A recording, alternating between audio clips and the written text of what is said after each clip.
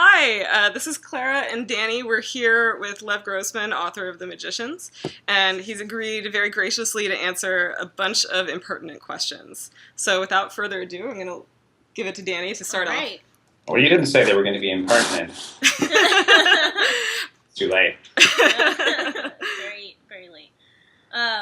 Okay, if Julia had gone to Breakbills, what would her discipline be? What do you think about the show's assertion that Julia does go to Breakbills in most alternate timelines?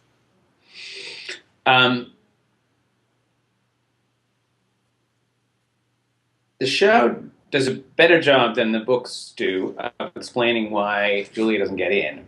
They actually make it a kind of load-bearing plot point, which is something I never really managed to do. So I think it's completely valid that in alternate time streams or whatever they call them, she would have gone to Breakbills. It makes total sense. But what would her discipline have been? You'd think I would have that. Well, let's talk it through. It's meant to be a reflection of sort of your personality and kind of your way of kind of dealing with the world and interacting with it. I don't know. I think of it as something kind of heavy and dark. I'm also thinking about the ways that she uses magic in the actual books. Let's circle back to that one because if I answer it, I should have a good answer, a fulminating one. Okay, sure. Yeah, definitely. All right. We don't know much about Penny's background. Could you fill in some of the gaps? Is he entirely fictitious, or is he based on someone in your life? Wait, that's two different questions, right? Yes, Yeah. well, they're lumped together, and full disclosure, Arjun did tell us to ask you that. Oh, I did. thanks, Arjun. Yeah, Penny's meant to be, he's kind of a suburban kind of white boy gangster / punk wannabe. I'm not even sure exactly what he wants to be. I think he grew up in an upper middle class home. The show puts him in Florida, which doesn't seem like a bad guess to me. I'd sort of imagine him as California, Southern California. I think it was a Southern California gated community, guy who has a really sheltered life, and sort of tries to cobble together a personality by pretending he doesn't. That's all I got for you right now. And what was the other one? Oh, was he based on somebody? Yeah, definitely based on somebody. In part, he's based on a couple of people, and the world would be a better place if I didn't say who they were. Skip that. That's fair. Yeah. So, do you mind if I ask a follow-up? So, Arjun tells us that he sees no difference between his portrayal of Penny in the show and Penny in the books. He also says that he thinks everyone disagrees with him. What do you think? Oh, it's it's not the same. Arjun knows it's not the same. Yeah. The Penny in the show is he's tougher than real Penny. I wouldn't say he's smarter than real Penny, but real book Penny, he'll think of something really clever to say, but a week later, he won't think of it in the moment. And I would say book Penny has even worse impulse control than show Penny. And he's also he's kind of he's softer. He's physically doughier and less good looking, and he's not as tough. He's also got more of a sweeter side than show Penny does. I think he sometimes flips the other way, and you get to see what a kind of little boy he is. So I think there are a lot of differences. I should just append that I really like show Penny. I think he works really well as a character. In some ways, makes a better foil for Quentin because he's tougher in his role as giver of shit to Quentin. He's probably better at it than Penny in the books. Yeah, it always strikes me. It struck me in the books that Penny and Quentin were kind of two sides of the same coin, whereas in the show they're very different. Yeah, that's supposed to be very much the case. Yeah, they really are very close in a lot of ways, just not the ways that would make them actually like each other. Yeah, in the show, they seem to be going towards a point of actually liking and respecting each other, and kind of being like brothers, rather than the immense hate that they have for each other in the books.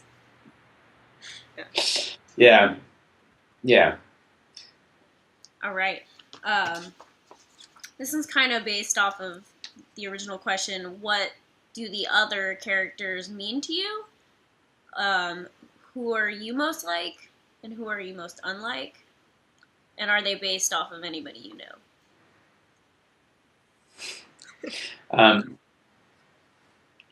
I hope you set aside a few hours for this one.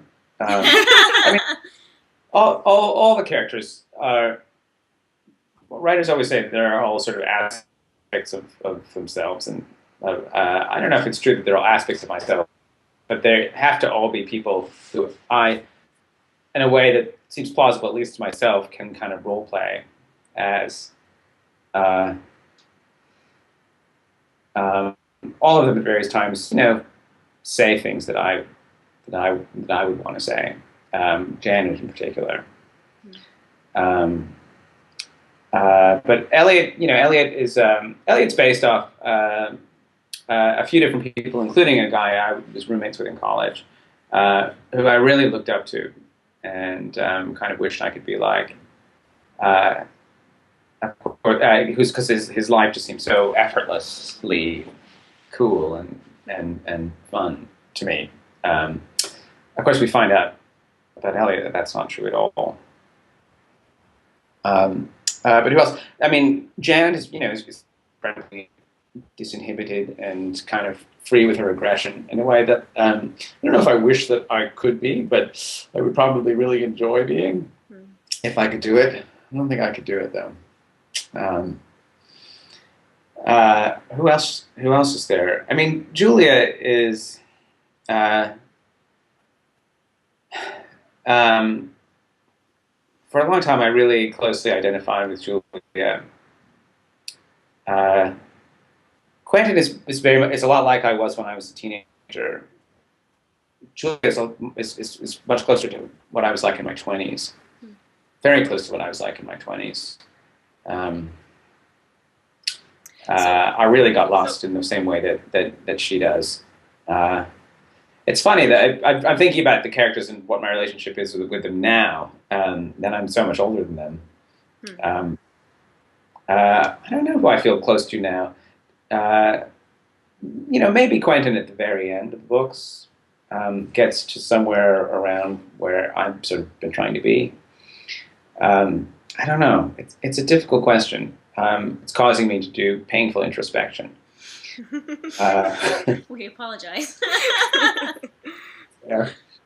Well, can I ask just a little follow-up? So you said that you have identified most with Julia as sort of the person you were in your 20s. Which version of Julia? When I say that, I mean the Julia after she finds out about magic and break bills, but before she hooks up with the people at Muir. Okay. That Julia. Okay, cool. Yeah. Should I just read part of it? Such a huge question. Yeah, why don't you start with the first two and then we can... Okay. How would you characterize Alice's development over the course of the series? What are her motivations and how do they change?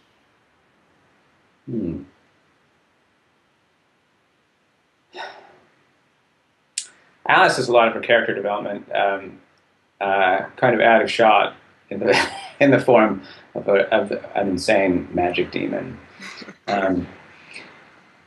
I think when we first meet her, she's painfully shy, painfully shy, and real. There's an expression which my wife picked up from a self-help book she was reading, the trance of unworthiness.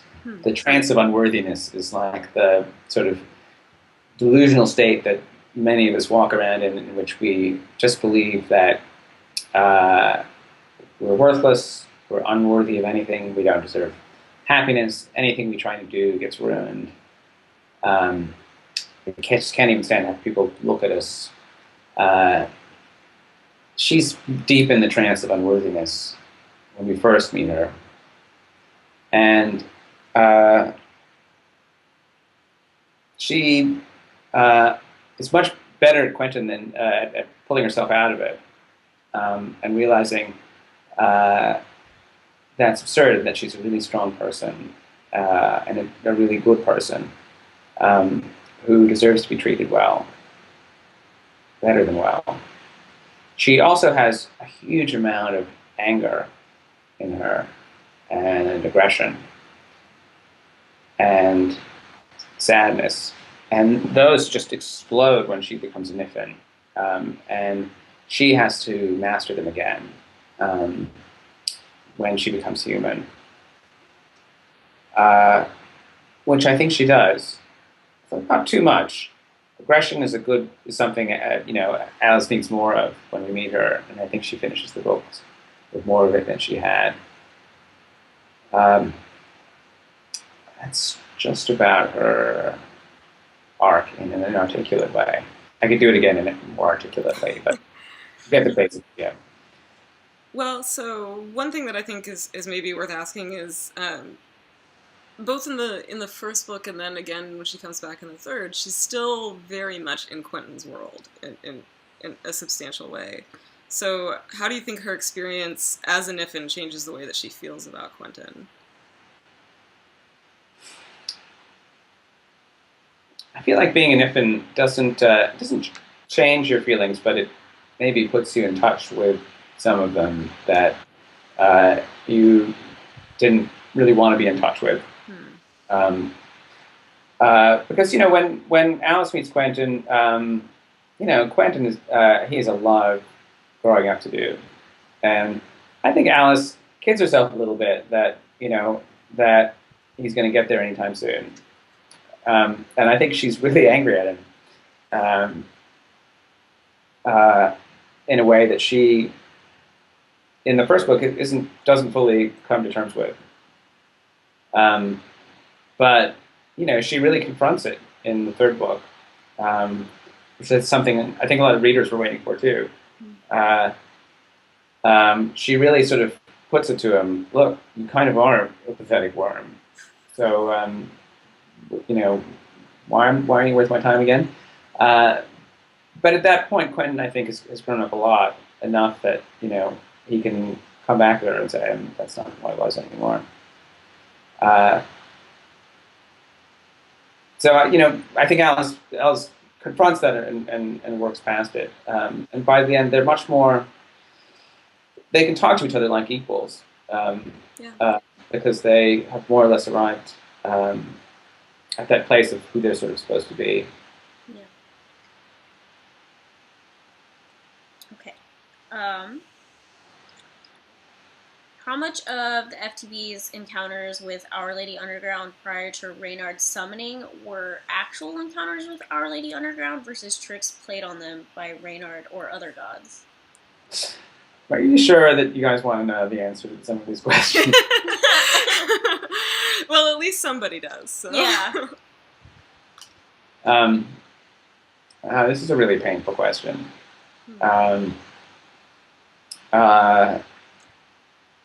I would say, I'm just going to say,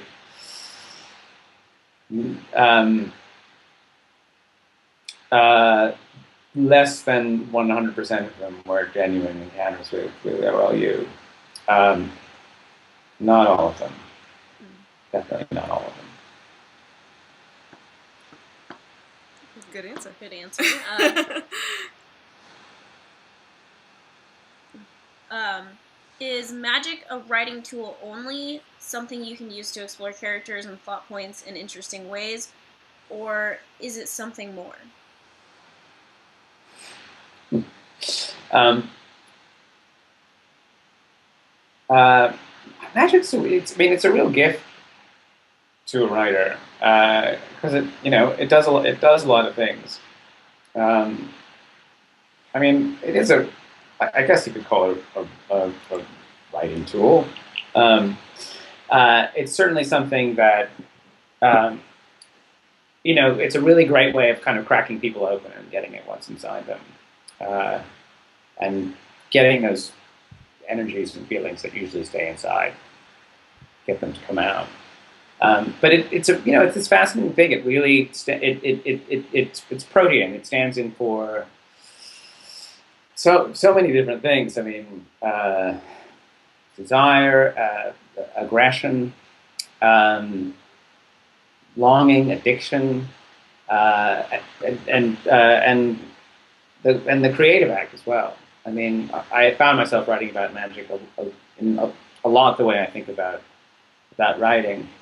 Um, so it's a tool, but it's more than that. A tool makes it sound like it's not sort of integral, like you bring it in like a crutch when you need it. And it's more than that. Envisioning a world when you envision a world, you decide to write about a world with magic in it. It becomes part of everything, even when it's not there. You feel its absence. So it's more than a tool. It's a way of thinking about a fictional world. It's a way of building a fictional world and sort of making it mean things. Now it sounds like a tool again. But it really pervades everything. It's not like it's not something that you just trot out when the action kind of gets boring. Although I do that as well. All right, I think this one might be Danny's favorite question. Okay, yeah. So this is my question. So at a certain point in the book, I felt like Elliot is aromantic. Do you share that view? And also, how do you view Quentin's sexuality? Elliot's a romantic. Aromantic. Do you know that term? Oh no, aromantic. Sorry. Yeah, aromantic. Like not asexual, but aromantic. Yeah. Yes. Yeah. Definitely not asexual. Yeah. Yeah, maybe that's true. I think I'm kind of inferring what that means. It must have a specific meaning, aromantic, that I don't know. Aromantic means that you don't have romantic feelings for anybody. Like, you have an inability to have them, the same way someone would be asexual just about romantic feelings instead. Yeah, I think that's true. I think it's true of Janet as well. Mm-hmm. Yeah, that's how I felt. Yeah, especially once they got to Fillory. Yeah. That it turned out, at least at that time in their lives, it's just not something that they need. Mm-hmm. So yeah, I think that's fair. And the second one was about Quentin's sexuality. How do you view it? Well, I try not to pigeonhole anybody's sexuality in the book too precisely. Quentin's somebody, I think he grew up without a ton of affection. And as a result, in a way, he's like a puppy dog. Like, he just wants it from everybody. And I think he's happy to get it from men and women. He's more drawn to women as sexual objects. But I think when the moment arrives with Elliot, I think he's very open to it. Yeah. We actually were talking about how we think pretty much all the characters are quite sexually fluid. None of them mind. Yeah, I think it's probably true. I think that's a good way to put it. None of them mind. None of them mind. Okay, so there's one last question about canon. I think this is really fun. Do you want to ask it then? Sure. What did Bingle give up in exchange for his enchanted sword? Well, I'm sorry. Skype seems to be fading out. I can't quite hear you. Sure. Uh-huh. Yeah, I heard you. I heard. Sass. What did you give up? I'm sort of saving that because I really wanted to write. I really wanted to write more about that period where Elliot and Bingle are sailing around Fillory. So I'm reluctant to commit myself. So, when you say you want to write more, do you mean like another book? Short stories? I don't know. You know when Pullman? Have you ever read that Pullman? Pullman wrote a kind of novella after the trilogy. Getting all their names about the polar bear and like cowboy guy whose name I forget. Golden Compass? What's the name? The Dark Materials. His Dark Materials? Yeah, that's the trilogy. But then there was a novella later on, which obviously was just dealing with some stuff that was so funny, couldn't leave it alone. I want to come back to that stuff, to that period. There's a couple of blank spots on the map that I want to come back to, and that's one of them. So I'm reluctant to commit myself to an answer. But the rules were definitely observed. Has to be of equal value, and that was a pretty nice sword that we got. So, big fan of equivalent exchange. Yeah, I think it's something that probably really hurt to leave behind, but we made the call. Okay, so those are all the books/canon questions, and we're moving on to questions about writing. So this one is mine, and it's the first thing I thought of when we got your answer about finding your voice during The Magicians. So yeah. I've read Codex, and I enjoyed it, but I do feel that there's a difference between those, and so I'm wondering for you what it means practically to have found your voice with The Magicians, and what you might say is missing or not there in your other books that is there in The Magicians that is like a way of talking about voice. It's interesting. I'd sworn to mighty oaths never to reread my first book, and then St. Martin's decided that they were going to reissue it. It's coming out in September, and I thought I better reread this so I can fix the really awful bits, which I tried to do as best I could.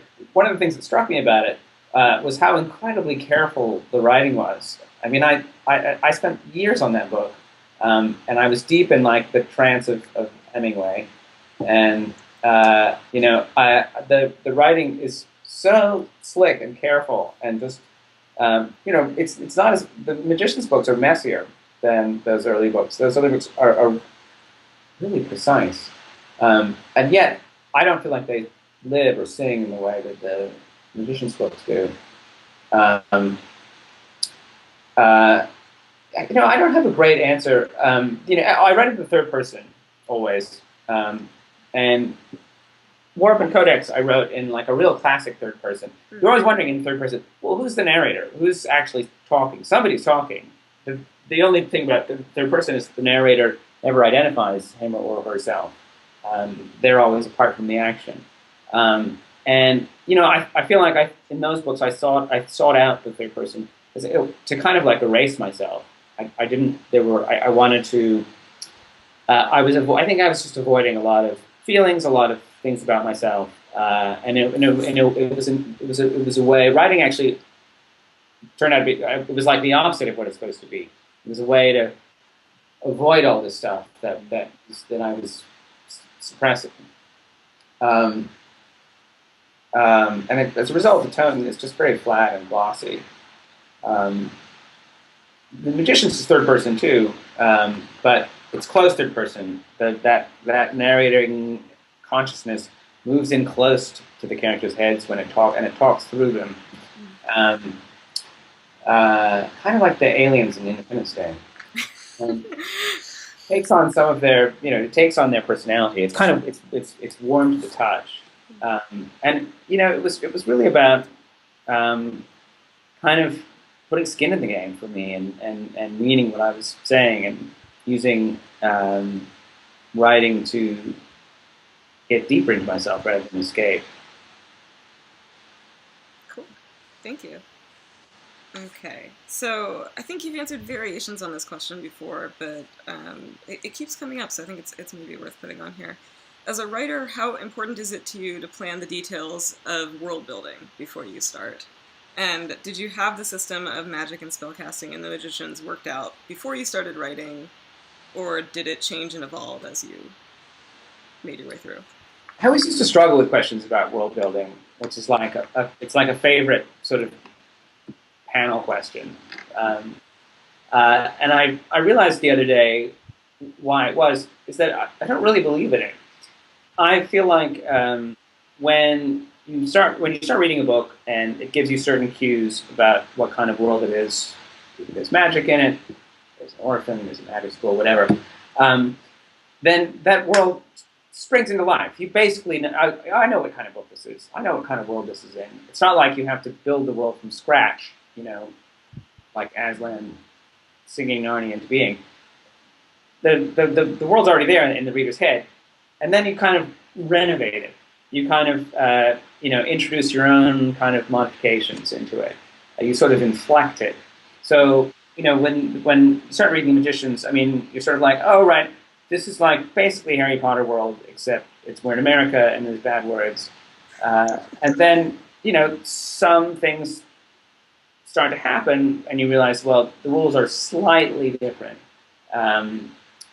People have sex in this world. People drink.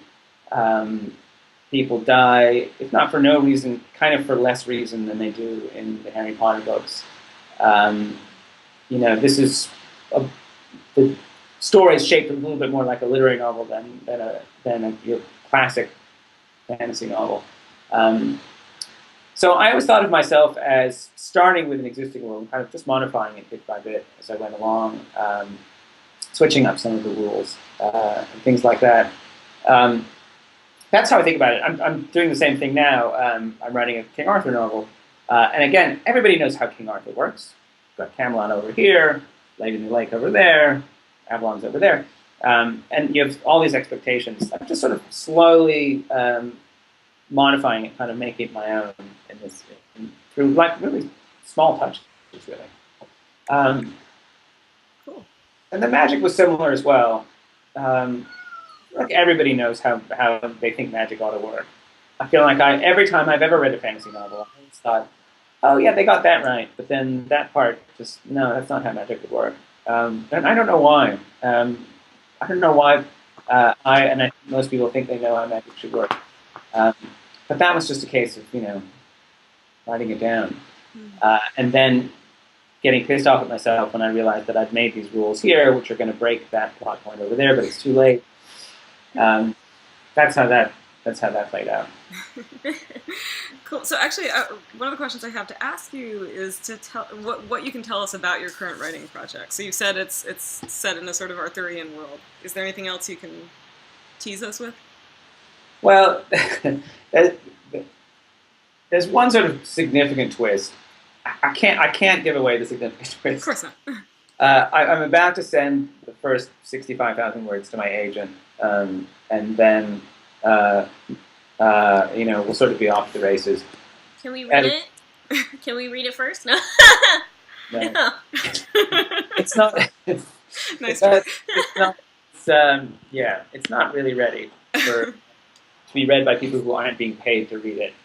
Well, we offer our beta services. I'm laughing, but you may come to regret those words later on. No, we won't regret them. We won't regret them. No. I had about 25 beta readers on the Magician Cave and the Magician's Land, so we'll talk about that later. So yeah, there's one sort of significant modification, which I don't want to talk about yet, because I want people to sort of come to it a little bit fresh, although obviously it's going to end up in the jacket copy. Like the fact that Hillary's real also ends up in the jacket copy, so it's not a huge surprise. I'm going to sit on it as long as possible, but this is in a way it's a little bit what you'd expect. I mean, it's a chivalric Arthurian world, but it's roughed up a bit, treated more kind of like as a realist, naturalist subject. It's sort of it's a bit dark, it's a bit gritty. It's not like Game of Thrones. You don't get your face sort of really ground into it. But there's a lot of stuff that knights do and say that doesn't usually get talked about, and talk about those. And the knights will talk differently. And there's just a lot of stuff that I feel like, T.H. White and maybe Marion Zimmer Bradley, they weren't talking about yet. They weren't talking about this stuff. Like, for example, how many of the knights were gay? I feel like a non-trivial fraction of them were probably gay. So that's sort of in the mix. But I tried to think hard about what, every sort of, you get a big King Arthur book every 20, 30 years or so, and they tend to reflect something important about what's going on in the world. And I wanted to write one that reflected something that I thought was important. So how do you think of chivalry as a concept? Chivalry, it doesn't fascinate me, the code of chivalry. Chivalry, there never was a chivalry. Like, there was never a time when chivalry was actually real. Chivalry has always been a concept that existed in the past. Even when Mallory was alive, even farther back. So you think it's like chivalry? You think it's like a when I was your age kind of thing? Yeah, it's like the golden age. It's always ended, and we're living in the aftermath. Chivalry wasn't a real thing. It was something people talked about as like that used to be how people behaved, but now we all suck. So it'll be there, but it doesn't. It's not a major concern of mine. It's more like a period detail. Okay, cool. All right, so this one comes from Killy. She had a lot of great questions. We had to pare them down. Okay. Both Codex and the Magician series end on ambiguous notes. So why did you choose to leave the endings open? I don't know if I'd agree that the Magician ends on an ambiguous note. I mean, you can't wrap up every last single thread. I mean, the Codex is definitely ambiguous, and probably overly ambiguous. It's one of people's major complaints about the book, which I really took as a hard lesson. Somebody sat me down and said, listen, writers love ambiguity, readers like closure. And I realized, wow, I really like closure when I'm reading a book. Even though when you're writing, you're thinking, oh, this book is going to be like life. Nothing ever really ends, and you can't tie up all the threads. The world just keeps on going. That's fine for the world. That's why we have art, because we need closure. So my hope is that Magician's, or at least the Magician's Land anyway, ends on a less ambiguous note than Codex did. I mean, what's still left? I feel like at the end of Magician's Land, if nothing else, you feel as though the characters have they've evolved. They've kind of become the people that they're going to be as grown-ups for most of the rest of their lives. They're not going to change in huge ways after this.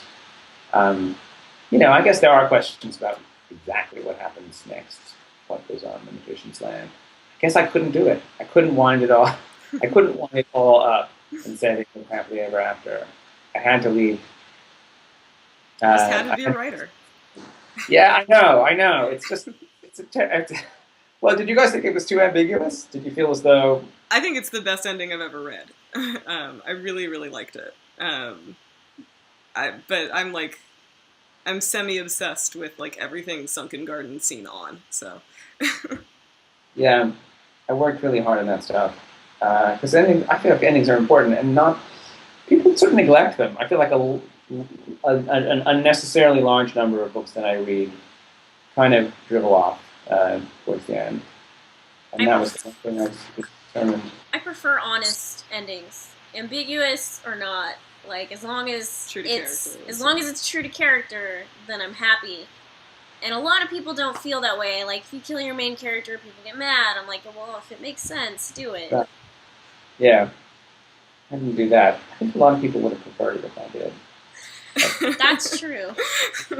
I'm not one of those people. I love my best friend in the world is she's in the Magician's Land now. She read the first one, and she read the Magicians, and she liked it okay. And then she read The Magician King, and she like texted me when she got to the end of it. And she was one of those people who like hated Quentin early on, and she goes, "Poor Quentin."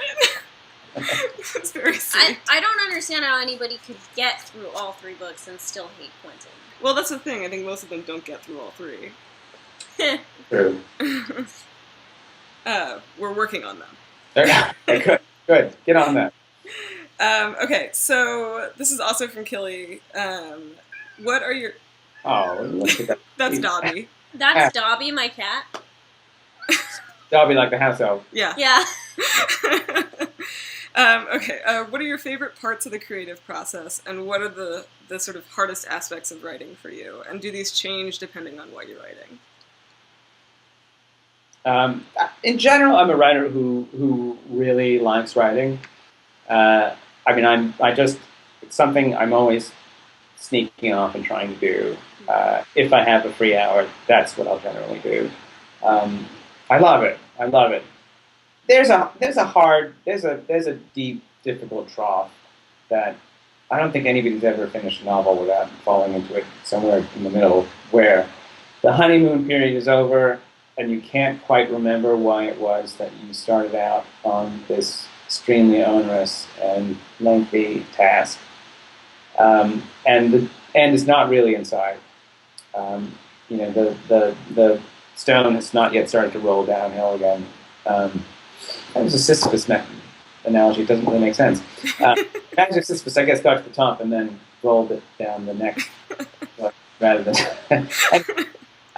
There's a trough in the middle where you've forgotten why you started, and it's really hard to hang on to that inspiration, and you've discovered 60 plot problems that you didn't see when in that first ecstatic period when you were sketching it all out. That's pretty difficult to push through. And often I have to just sit there and say, this is part of the process. I feel terrible. This looks terrible. And yet, they always, it's because I'm in the trough. I have entered troughs and then not come out of them and just binned the book completely. But generally speaking, I push through it. So, gosh, I want to go off for a second because I remembered what I wanted to ask and didn't put on. Is that okay with you? How do you find community as a writer? Like connections with other writers? Yeah. I'm really bad at it. I'm really, I don't actually I'm not really part of a community of writers. I'm not that good at forming those bonds. And I've actually often wondered why that is. Because my close friends tend not to be writers. And I don't have a circle of writers who I can show my stuff to, even though I really wish that I did. I think it's partly because I tend to flit back and forth between the literary world and the fantasy world. Maybe with kind of only one foot in both. I don't know. Possibly I'm regarded with suspicion by both camps. I'm not sure. I'm not sure why I'm so unpopular among my fellow writers. I like many of them a lot, but I wouldn't say that I'm part of a community with them. When I go to writers' festivals and conventions and things like that, I love it. I'm in heaven because I'm hanging out with writers the whole time and talking shop and just whining about how awful it is, and I don't know, just sort of comparing notes about what we read and what we love. I love that part, but it always seems to kind of evaporate when I leave. I think it's being part of a writing community is incredibly important, and I kind of wish I was. Do you think that's changing at all now that you've had such a big success with Magicians? No, it isn't really. It isn't really changing very much. I have to think about why, but I don't really have a good answer. Maybe they fear you as a critic. I'm sure there are writers who look at me and say, "Wait, where does he get off? He wants to be one of us, and yet he's also sitting there in judgment of us." I think that I would think that about myself if I weren't me. I'm sure that's in the mix.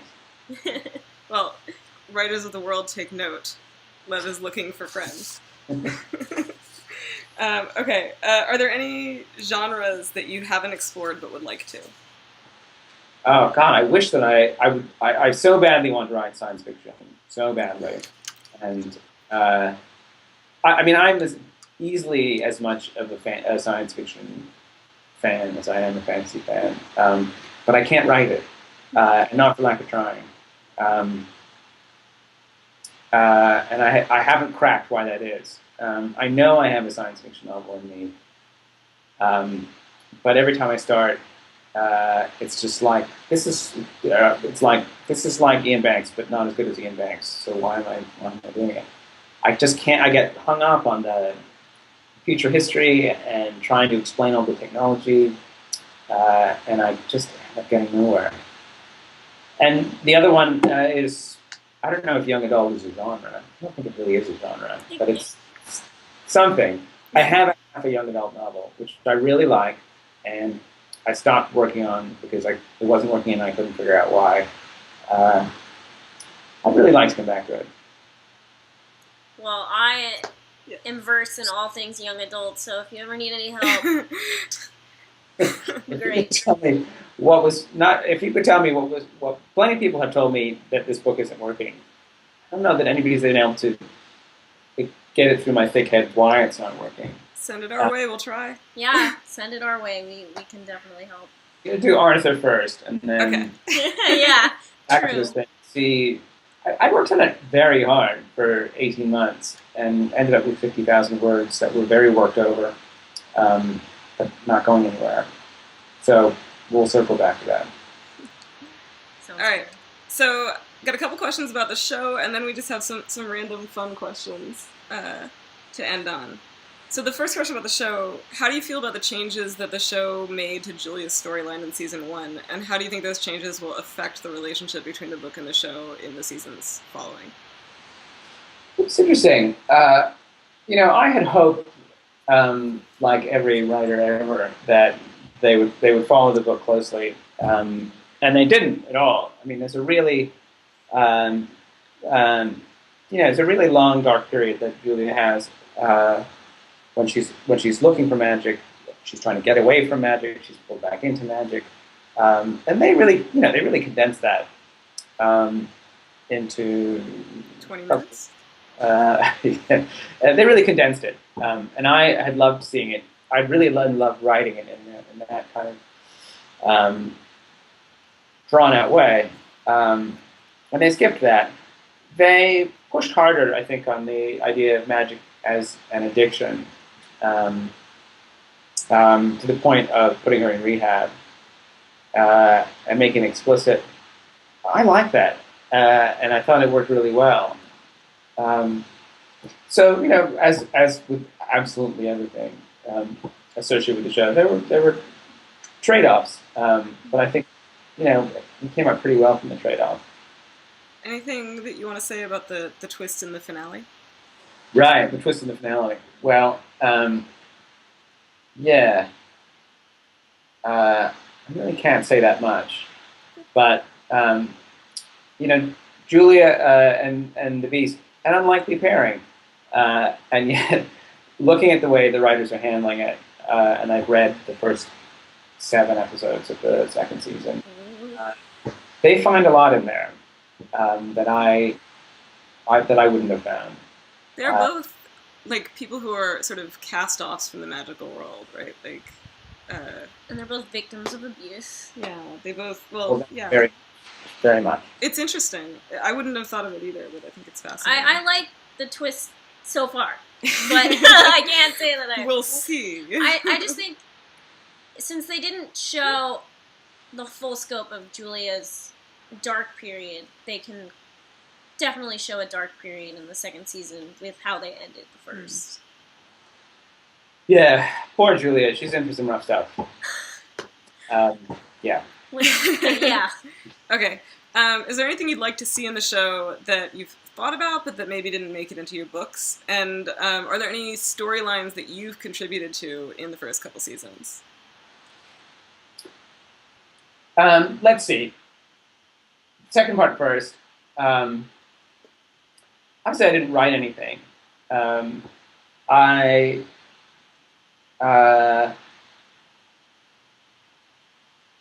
I could be wrong, but I think that the idea for the haunted house episode was mine.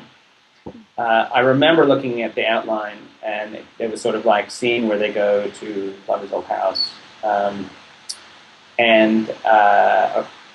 Glover's house, the Chapman's house, and then they do something, and then they go on. And I can remember putting my finger on that scene and saying, "Wait, there's a ton in there. You could expand that and have it be a whole episode."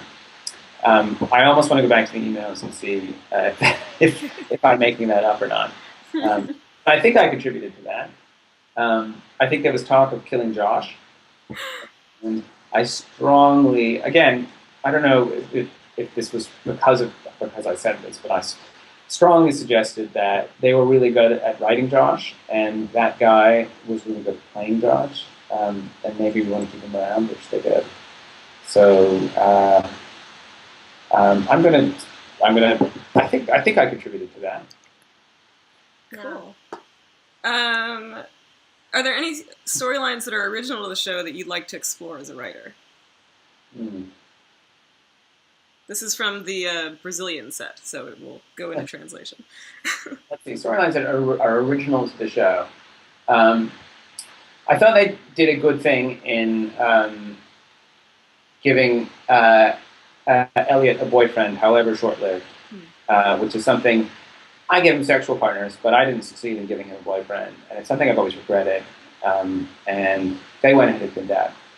I think they push a lot harder on Janet/Margot's soft side. They every once in a while they'll send her into a scene with somebody and nobody else is watching, and she shows some emotion and shows some of the pain she feels really intensely all the time.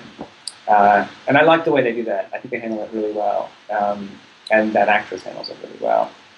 I love the way they do that. But there's a couple of times that I've said to the writers, "Oh, I wish I'd thought of that for the books," and I'm trying to think where that was. Well, those were a couple anyway.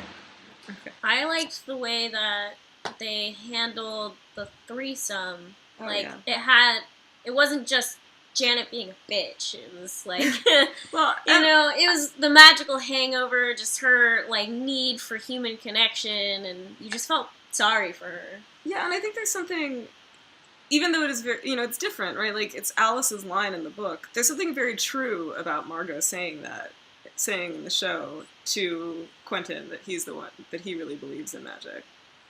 Because she's in a lot of ways the most jaded. Yeah. Yeah, they did some really good work around that situation. I really liked those scenes. Cool.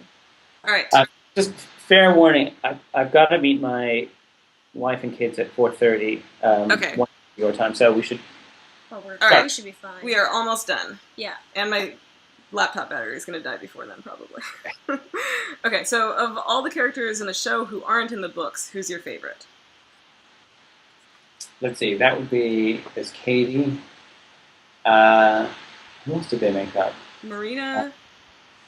Marina. Oh, Marina. Definitely Marina. Very fond of Marina. I thought that was a really successful character. Sort of tough and smart and scary. Yeah, I'm going to go with Marina on that one. Okay, cool. The actor who plays Marina, and I couldn't help sort of giving her a slightly wide berth, because I find that character so terrifying. Yeah, I think she does a pretty good job. She's good in Wayward Pines, too. Casey Rawlins, really, really talented. Do you know if the character Todd came about just because they were dating in real life, or just for whatever? Because he's great. We love Todd. Yeah, Todd works well, too. I don't think we've seen the last of Todd. Good, I hope not. Because Todd is definitely a meme in our set. Yeah. Todd and the dancing headless turkey, which... I think everybody recognizes Todd. They've got a Todd in their life. Okay. So we got 3 more. They should be quick.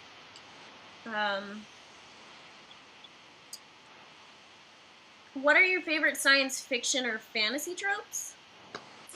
Tropes. Let's see. I probably ran through them all in the Magician's books. Uh, let's see. Trip to the Underworld. Major favorite of mine. End of the World. Apocalypse. Also a major favorite. The moment of the young person discovering that power in them that they didn't know that they had. I've always loved that very much. The moving between worlds, that moment when you pass through the portal, that's a big favorite of mine. So speaking of that one. If you could travel to any world in the Netherlands, where would you go and why? And you can't say Narnia. Oh, why can't I say Narnia? Maybe I would go to Narnia. Too obvious. Oh, yeah. No, I do. All right, we'll take that as read. Second most desired destination. Where would I go? God, my mind is just like shuffling through. I think Middle Earth is not a crazy idea, but can I push it further? Earthsea, very tempting. I feel like just one of those really kind of rich, fun, sort of smoky, boozy Hobbit dinner parties. I just feel like this would be a really good time. I might have to say Middle Earth. All right, good choice. Do you still play D&D? I haven't played D&D for a couple of years. A lot of things that I used to think as part of, a regular part of my life fell victim to having kids and taking care of them. D&D so far has been one of them. I haven't played for a couple of years. I really like playing D&D. I'm really bad if it's possible to be bad at playing D&D, I'm really bad at playing D&D. Oh, I feel that. I'm always like arguing about the rules and then turning out to be because I'm thinking about first edition and now they're on to fifth edition? How many editions of D&D are there? I don't know. Too many. I'm way out of date. I haven't played for a while. I really love it though. Yeah, it's great. I think you should just get to that one. No. So I said to Arjun that as a fandom, we've all demanded that they cast Sebastian Stan, who plays Bucky Barnes in the Marvel Universe, that he has to show up for one episode just to play Jollibee because he pretty much is perfect for that role. Yeah. So we had to tell you that as well. Can we get your endorsement? It's not really a question, but yeah. I could get behind that decision. I have some past ideas that so far I've never succeeded, but first time for everything. All right, I'm gonna ask one more, and then we'll let you go. Thank you again so much for your time. Do you tell your children stories? Yeah, I do. I do. Tell my kids stories all the time. Mostly about Lex Luthor for some reason. They've gotten so fascinated with him, and so all they ever want is a Lex Luthor story. And I have another Lex Luthor story. Lex Luthor has become this weird sort of anti-hero in our sort of homebrewed version of the DC universe. He always ends up going to jail, but we sort of feel bad for him. I think they sort of identify Lex Luthor with me because I'm bald. I sort of pushed Professor X as my kind of comic book alter ego, but it didn't stick. But Lex Luthor has really stuck. So yeah, a huge. I don't know whether to go to DC with this stuff or not, but I have a huge Lex Luthor fan fiction, cache that I'm sitting on. You should definitely write maybe a TV show or something. I really think he could carry his own joke. I think he could. Wasn't there one a few years ago, like Lex or something like that? I'm not sure. Anyway. He was in Smallville, but Yeah. Yeah. All right. Well, thank you so much for your time. It's been really lovely talking to you. It was good to talk. All right. Hope we'll talk again soon. I hope so Definitely, too. I hope so. All right. Take care. Bye. Bye. Bye.